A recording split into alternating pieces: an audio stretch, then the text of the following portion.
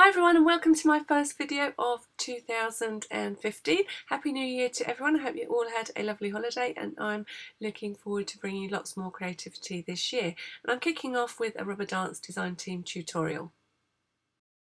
So I wanted to do something a little bit different with my stamps this time, so I've chosen to have a go at this mixed media project. I turned a couple of tags that I've had in my drawer for absolutely ages into these Frosty frames and then used my wonderful brand new Winter Wonderland stamps to make all the yummy embellishments.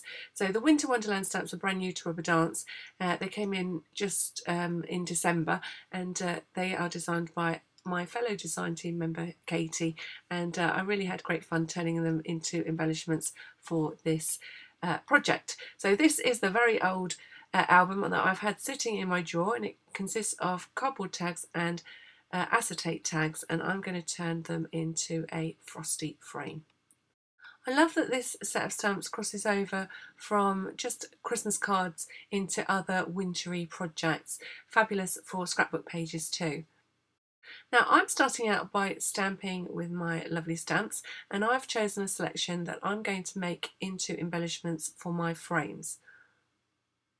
So this project was inspired by this month's colour challenge over on the Rubber Dance blog. It's running for the entire month of January, and of course there are stamps to be won, so it's always worth having a go, and I recommend that you follow the link at the end of this video to check out what's going on over there, what people have already made, what the design team was inspired to do. This is your sort of halfway through the month reminder, and I think Katie's doing one as well, so you can see all the different things that are inspired just by a set of colours.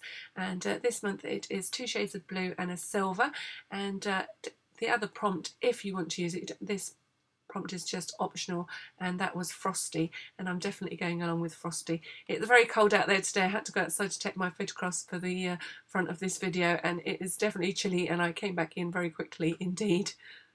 So back to the tutorial. You can see here I'm just brushing away a few stray pieces of embossing powder. And the idea behind the stamping is to create embellishments for my frame. So I'm starting out with this lovely frosty blue that I'm going to use throughout the project. It probably isn't worth me telling you the colour and the make of this because I've had it so long it probably can't be bought anymore, but you may well have it tucked away in your cupboard. So I'm going to say that it is sky blue and it was by Hampton Arts, and I'm really pleased that it still works. It's been in that drawer that long. So along with the tags and using up the embossing powder, I'm being very good in my step into the new year, using up things that I already have in my collection, as well as using this new set of stamps, of course.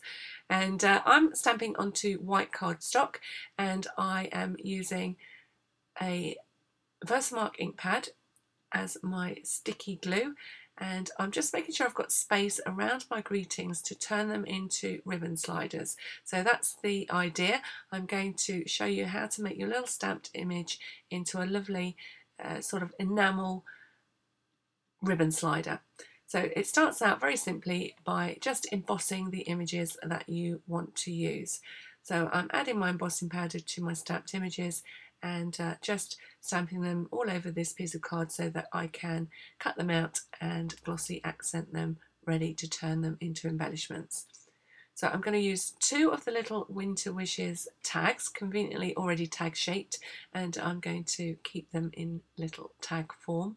And I also want to use some of the lovely snowflake button shaped stamps. So you can see how well these stamps print because I am not using any form of cushioning, and I'm just using my Versamark ink pad, and then you can see once I add that powder how well they have stamped.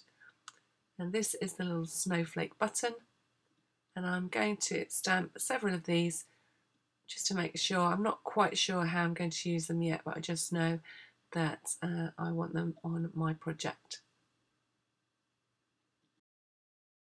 So the first thing I want to do to my images is add a little bit of sparkle, and the easiest way to do this is to use a glue pen, and I'm just tracing over certain elements in each of the stamps and then adding a little bit of glamour dust.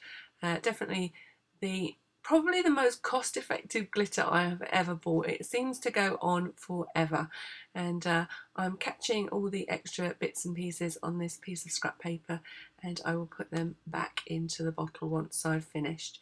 So I'm literally just tracing over the snowflake with the glue and then adding the glitter to the top.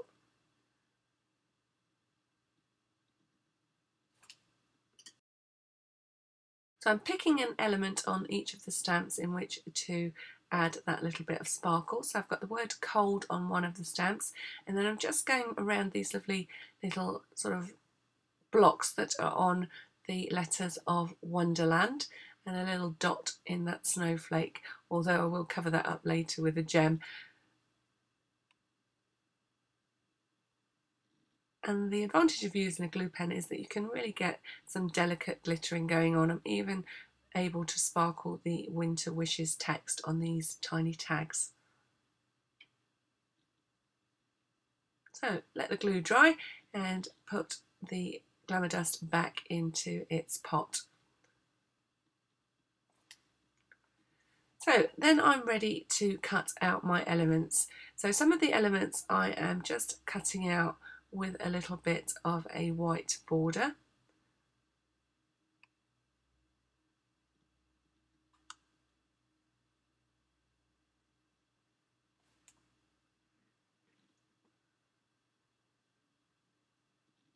I wish I'd had a punch for the circles, but I didn't, so I'm going to have to cut those out by hand.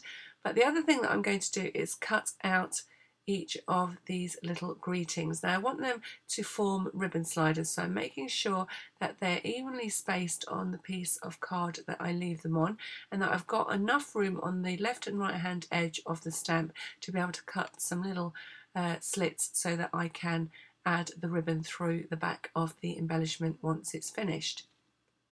As I've said before, the Tim Holtz ruler is perfect for this kind of cutting out.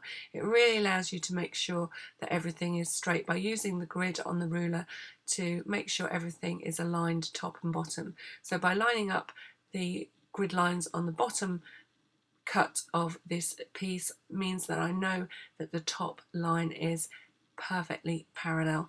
And so I'm cutting out, again, making sure that I've got the same distance on both edges of the stamp and that there's enough room to cut some small to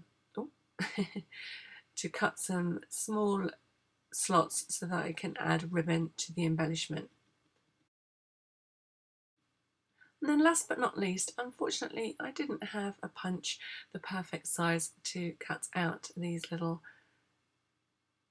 I'm going to call them button embellishments, and so I'm going to have to carefully cut them out by hand.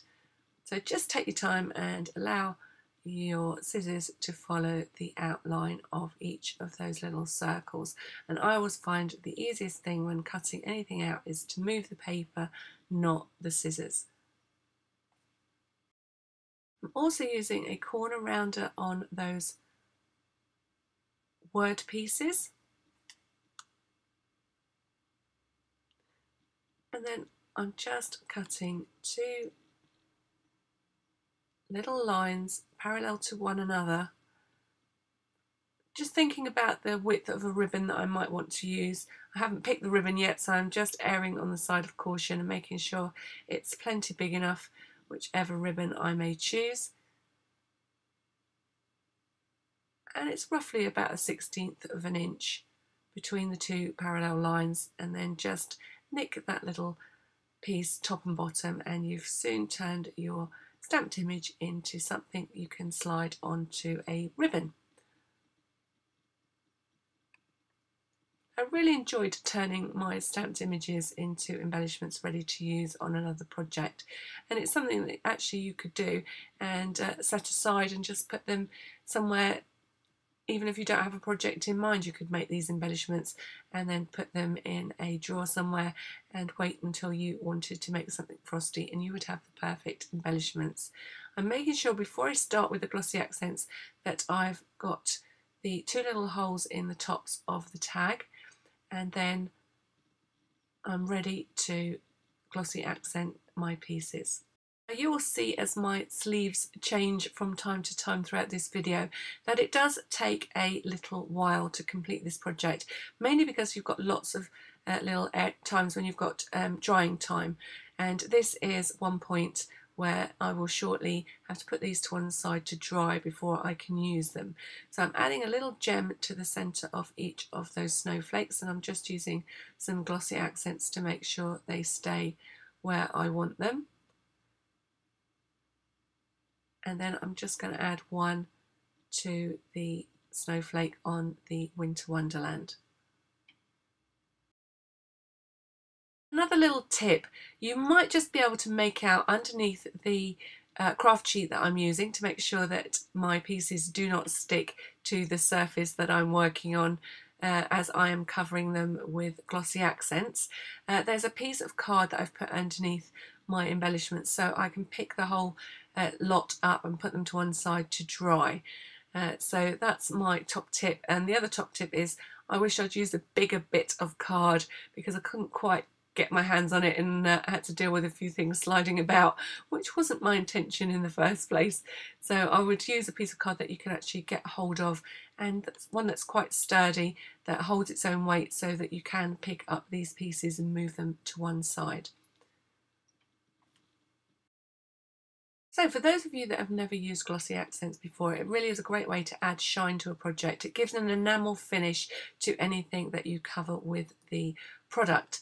And I just wanted to give you a close-up view of what I'm doing. I tend to start by just running the glossy accents around the edge, and I try my best not to lift the nozzle of the bottle out of the puddle of glossy accents, because that will help stop any bubbles getting into your work as you flood the image with the glossy accent mixture. So I'm keeping a gentle pressure on the tube, and I have to say that mine is about to run out, so if it does on camera I'm not sure, I can't remember, I think I managed to get to the end of this before it starts to splutter a bit. So make sure that your fluid is in the bottom of your bottle so it's ready to go, and once you start to put the glossy accents onto your project, keep that nozzle immersed in the liquid, and then you almost use the nozzle to move that liquid around. You want a fairly substantial coating of the liquid to achieve that enamel effect, but you could actually brush it on if you wanted to, just have a thinner glaze on top of the project. I've never actually tried that, and I would imagine you may get brush marks if you did that, but this definitely is the way to go if you want to achieve an enamelled look on your stamped images. So once this is dry, I've just turned a piece of card with a stamp into a lovely ribbon slider. I would always recommend that you give yourself time to let these pieces dry. Don't forget to put the top on your bottle, and I like to leave my pieces overnight just to make sure they go off completely and that they're nice and solid, so I don't get any fingerprints in them when I come to use them on my project. So you can see here, this is where I had a little bit of difficulty getting hold of my piece of card before I lifted the project up. So I've just had a quick look on the Woodware website, and this product is still available, and that's quite amazing considering how long it has been gathering dust in my drawer. So you could go to the Woodware website and put in chippies or tag album and you will find this product. So it's a mini book that comes with chipboard pages and acetate pages. Bringing a little bit of silver into my project, I want to create just a little silver frame all the way around the outside of my tag once it's finished. So I'm just cutting around the edge, leaving probably about a 1/16 of an inch around the outside edge of my acetate tag.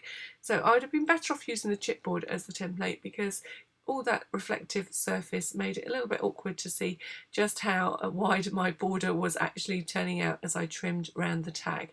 So I'm going to do that for each of my tag frames. I'm going to be using the chipboard pages of this little mini album to create the back of my frames, and I want to create two little stands on the tag that's going to lie in the landscape position and one that is going to support the tag that's in the portrait position. So I'm just working out the distance for each of those little supports, and I'm drawing a line 3 inches into the depth of the tag and then cutting a line from the top of that to 1 inch away from the initial line, and that way I've created a little triangle. Once I gently score along the upright line, so I'm not cutting all the way through, just gently scoring it so it's going to be easier to bend this little triangle piece. And the other thing that I'm doing is measuring 1/4 inch up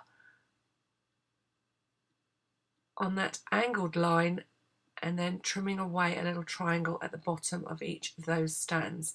Now I may have to alter this if my tag doesn't stand up properly. The reason I've used 2 on this because I did try one with a central stand and it didn't stand up very easily.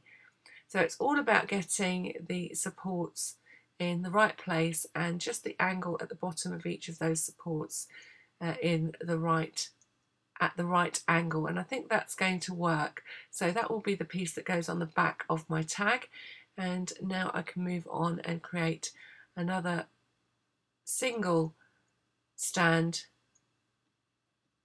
on the one that I'm going to have in the portrait position. Now this did take me a little time to work out. At first I was going to centre the little tab across the whole of the back of the tag, but then I realised that wasn't going to work. So you want to draw a line, and I'm using mine about 4 inches up the centre of the tag, and then putting a little mark at 1.5 inches, and that's my cutting line. So cutting through on that line and then scoring down the centre line, so not cutting all the way through, and then again making that 1/4 inch mark and cutting a segment off the bottom of the stand.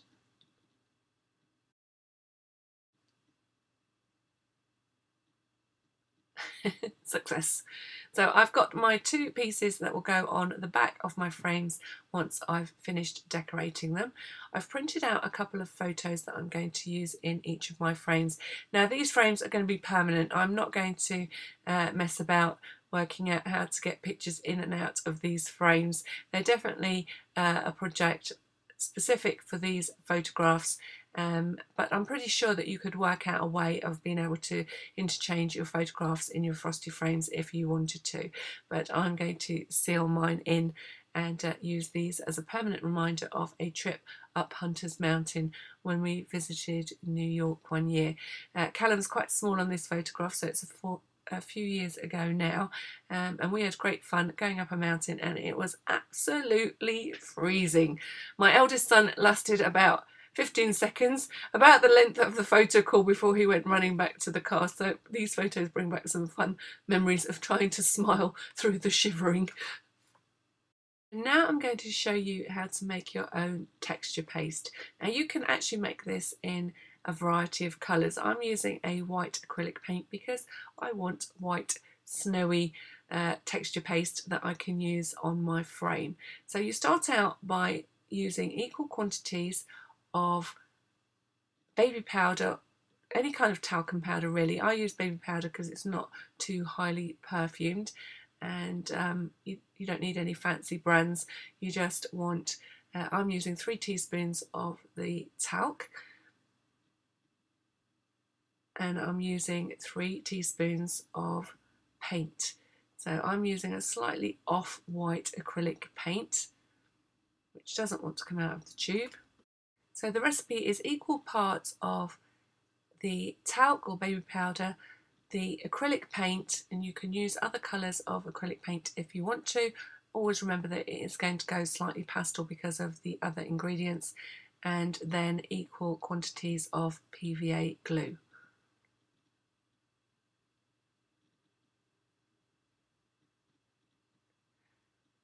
Now you will find that depending on what you want to do with your paste, you may want to add a little bit more baby powder to the mix. So although I've got this on fast forward, you want to start out stirring this very gently, otherwise you will flick baby powder everywhere. Remember the process of using icing sugar to make icing.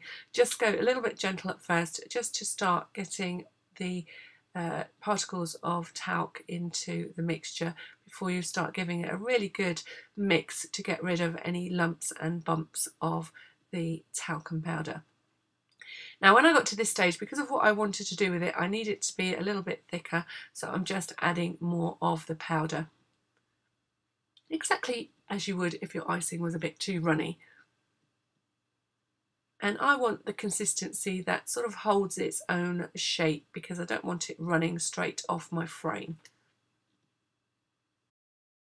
Now this is where the fun begins. I'm just using a palette knife. I've positioned my photograph underneath my acetate tag to get an idea of where I can add this frosty border.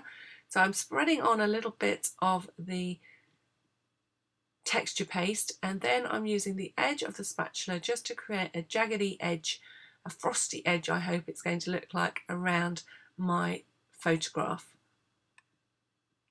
So this is the fun part. It's just about adding texture, and you could use this product to do a whole heap of other things. Now I've used it to create snow and frost, but I'm pretty sure you could use it to achieve lots of other looks. So you want to work your way around the entire frame, just adding the texture that you want along the edge or the aperture of the frame. So you start by spreading a little bit along the edge, and then use the edge of your palette knife just to push little, like icicles I suppose, up onto the inside of the frame. So this takes a little while, and I'm pretty sure you don't want to see me do the whole thing, but I was thinking as I was doing this that you could use this to make a lovely sandy frame. You could put a layer of sort of a sand coloured paste around a frame in any kind of shape you wanted to really, and then you could actually add sand to the mixture. You could actually either sprinkle it on top or actually add it into the embossing or the texture paste if you wanted to. So you can use this texture paste through a stencil if you want to, on perhaps art projects like art journaling or canvases. So it really is a great mixture to be able to use for lots of other things. Don't forget to leave a little hole at the top of your tag, and then you can, while the paste is still wet, stick things into the paste. So first of all, I'm just sprinkling on a little bit of the glamour dust, just to make sure it does all look really frosty, and then it's time to add my embellishments. So I'm using my little snowflake embellishments. These are all now nice and dry, and I'm just pushing them into that texture paste. Now if they do ping off, it's quite easy to glue them back in once the texture paste is dry, but I'm just positioning them in the places that I want them to be, and you can see that I cut some of them in half and added them to the landscape tag. So once you've pushed anything into the paste that you actually want to be in the frame, then you can put the frames to one side to dry. I'm just thinking I might want to add another couple of little half circles. Now I did put some gems into the centre of these, and because I didn't know I was going to do this, so I've just chopped through those, and you can see at the end of the video I'll re-add them onto these little half circles once everything is finished up. So I just want to add another one along here, and whilst the texture paste is still wet, I can just reposition my pieces, just being careful not to push the embossing paste all over the embellishments as I move them. So that's as far as I want to go for now with these tags. I'm going to set them to one side to dry, and again I suggest you leave them overnight, although this paste does dry really quickly, and if you're using it through a stencil you probably can dry it with your heat gun as well, but because this is on acetate I just want to make sure it's nice and dry before I move on. So as you can see, my embellishments are now dry, so I want to frame some of them with a little bit of silver mirror board. Be a little bit careful with your glue, don't add too much glue, because the more glue you get seeping out the sides here, it does tend to dull the silver. Even though it dries clear, it sort of dulls the mirror board slightly. So I'm trying to be a little bit careful about how much glue I actually put on to the back of each of my little embellishments. So I'm just leaving enough room that I can trim them out with a fine silver border all the way round. And then once again I'm going to put them to one side to dry.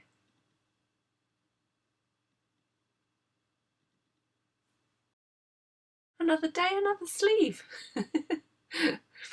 So now the frames are dry. The photographs still aren't attached to the back of the acetate, so you can remove them for the next step, and I suggest that you do. And I'm going to tap off all the excess glitter. And then you have a couple of options for getting rid of any pieces that you might have on the outside. Some of them just clip off and you can just break them off with your fingers.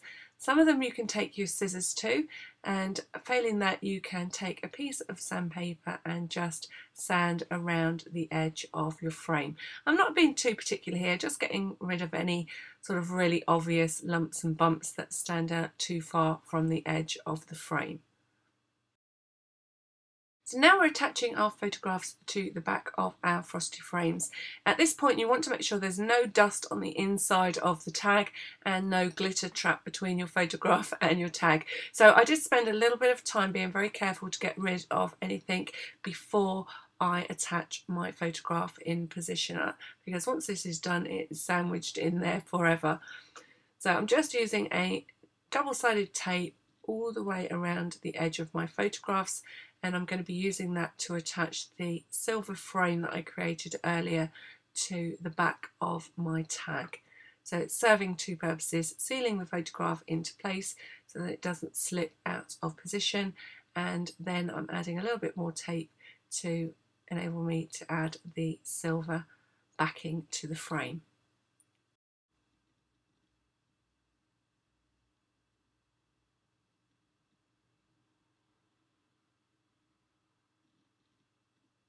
Removing all the backing pieces from the double-sided tape and then carefully centering it on that little silver mirror board backing. You need to re-pierce that hole at the top of the tag, and I'm just using my crocodile to do that. So my little pieces that I put on the silver mirror board earlier I can trim out, and I'm just again creating a little fine silver border all the way around the edges of my little enamelled pieces, and I need to put the little holes back into the tiny tags, and I need to cut the slider slots back into the ribbon sliders. Actually, looking at my sleeves, please don't let me fool you into thinking I'm any kind of athlete here. I have got a tracksuit top on, but that's as far as it went into my craft room. I did have every intention of getting out there and going for a little walk with the dog, but it never materialised because the weather turned nasty, and I thought, no, I'd rather stay nice and warm in here creating my Frosty project. So I'm just having a little think about where I'm going to position the ribbon slider and what ribbon I'm going to use. And then I'm just having a little look in amongst my ribbon selection, and I found this lovely piece of velvet. A little bit tricky to get it through those narrow slots, but it just adds a little touch of luxury to this Frosty frame. So just looking to see, make sure I've got enough for my other tag, being a little bit generous there with the wrap onto the back of the tag. So I've just added enough ribbon so that I can secure it with a piece of double-sided tape on the back of the tag. And then I start to think about what I'm going to do with the top of the tag. You can see from the magic pile of ribbon that appears on your screen that I've had a few different attempts and thoughts about what to do with the top of the tag, and I've decided to go for this little technique of making a few loops of ribbon around your fingers. I think I went around 6 times in all, and then keeping hold of the two ends of the ribbon in the centre of the bunch. I'm then going to attach it to the top of my tag using this second ribbon. So it's a little bit tricky to do it by yourself, but you just need to tie your first knot quite tightly, make sure that you've got an even split of ribbon on both sides, and then tie the second knot.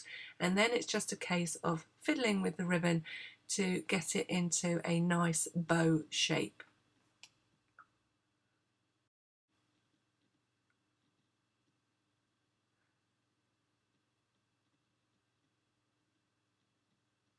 You can see I'm just pulling out each of the little loops that I created by winding the ribbon around my fingers, and then just trimming off the ends of any tails of ribbon that you have left.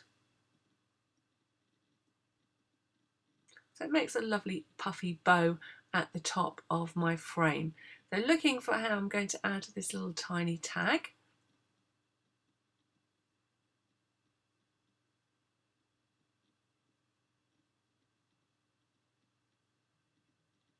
So I'm going to use some of this shiny ribbon and just knot it through the top of the tag, even though I'm not sure where I'm going to put it just yet.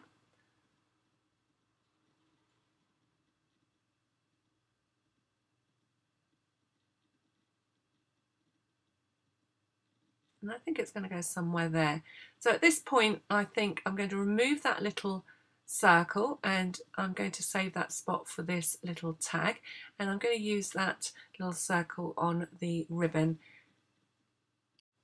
Now, some of you may recognise these snowflakes from my last video. I thought I would use them on a tag that I made, and it turned out that I didn't actually like them on there, and I wanted to change them for gems, which I did. So I've still got these little snowflakes lying around, and I think they'll make a nice addition to these tags.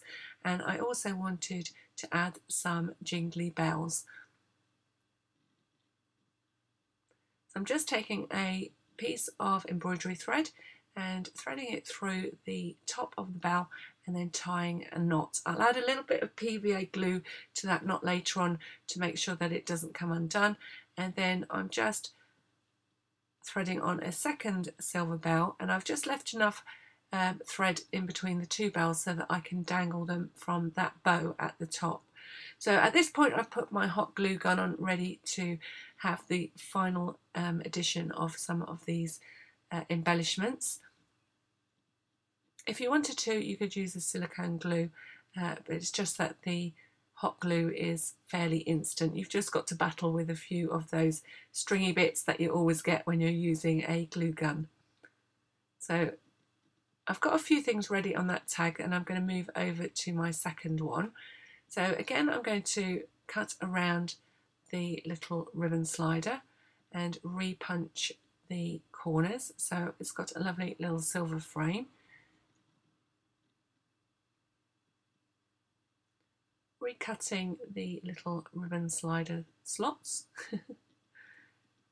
and then I'm going to use that little piece of velvet that I kept to attach it to the frame. So first things first, a little bit of housekeeping and dusting and getting rid of any pieces of glitter or dust from the back of the frame, and then positioning my photograph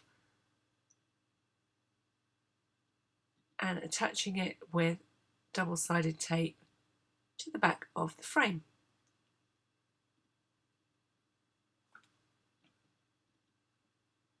So you've seen me do this and add the silver backing, so I'm going to jump forward a stage to the embellishing now. So, as if by magic, just trimming up the final little piece of silver around my frame, punching the hole at the top of the tag, and then attaching my second ribbon slider to this portrait version of my Frosty frames. So I'm just trying to be a little bit careful that the ribbon doesn't obscure too much of the photograph, and I'm also aware that that's quite a long length of ribbon, so I'm just going to be adding some little pieces of hot glue to make sure everything stays in place. So starting out with the ribbon slider and then attaching each end of ribbon to the back of the frame. I've used exactly the same ribbon technique to add a puffy bow to the end of my tag, and I'm getting ready to add those final touches. So again, a little bit more of that lovely iridescent ribbon in the top of the little tag, and you can see some of those little silver snowflakes that I've been saving up ready to use on this project. So I'm starting out by adding a couple of new gems to the centres of those little circles that I cut in half. I'm using my hot glue gun to do that. Need to work quickly because the glue goes off very quickly on these tiny dots, and also carefully because you don't want to stick your thumb onto some red hot glue. I'm going to add another little snowflake to the centre of this bow and another little gem.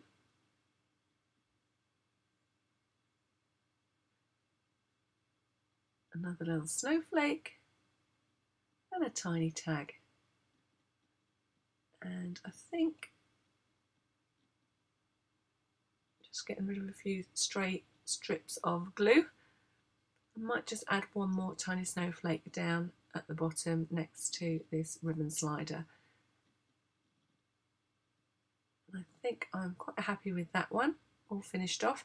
Moving back to my first tag and then just adding those little snowflakes and jingle bells. So I'm just adding a piece of glue to the back of the snowflake embellishment that I've removed off the bottom corner, and I'm just positioning my jingle bells so that they form a nice little bunch dangling from this embellishment, and then I'm attaching that to the centre of my bow,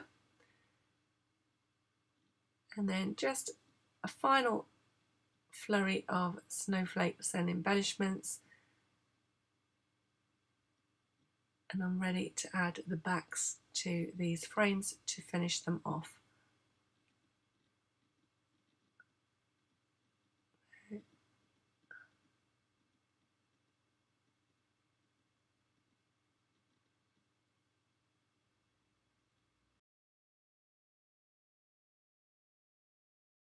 Now, I did think about covering my little stands with some snowflake paper, but I felt that because the actual outsides of the frame have that lovely cream frosting around them, the cream backing worked quite well, and they've got quite a nice finish on these pieces, so I'm going to leave them plain, and I'm using some strong double-sided tape now to attach the little stand to the back of the frame.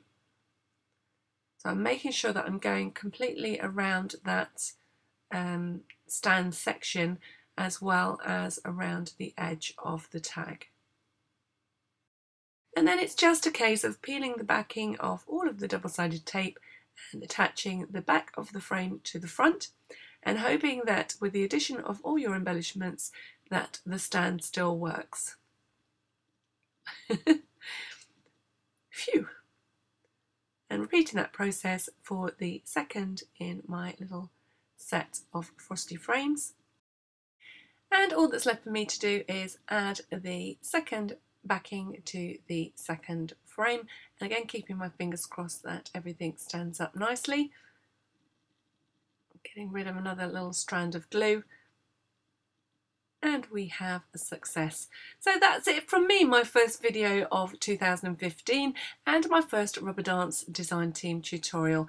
This was inspired by the January colour challenge, and I hope you've enjoyed this project and that it inspires you to think about making frames out of your acetate pieces that you may have in your stash, and also looking at your stamps in a new light, perhaps using them to create the embellishments that you might need for other projects, as I have done here.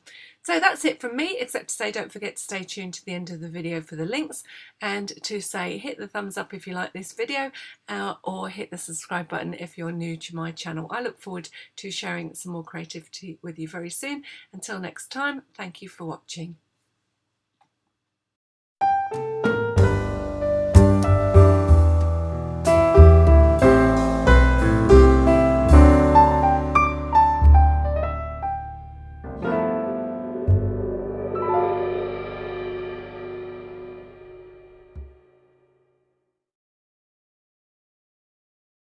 So the first of the links is back to my blog. From there you can hop, skip and jump over to Rubber Dance to check out the colour challenge for this month, which I hope that you join in, or to check out some of the gorgeous Rubber Dance stamps. This is another Frosty project that I thought you might be interested in. It's a tag that I made for the 12 tags challenge last year. Click on this link if you want to find out how I use these gorgeous shell stamps from Rubber Dance to create a page in my journal. And click on this link for the Rubber Dance playlist, where you'll find lots of inspiration for Rubber Dance stamps, including making this travel journal. And you may not know, but I sell workshops over at my Etsy shop. This is the link. Why not pop over there and check out how you too could be making something like this for a special occasion.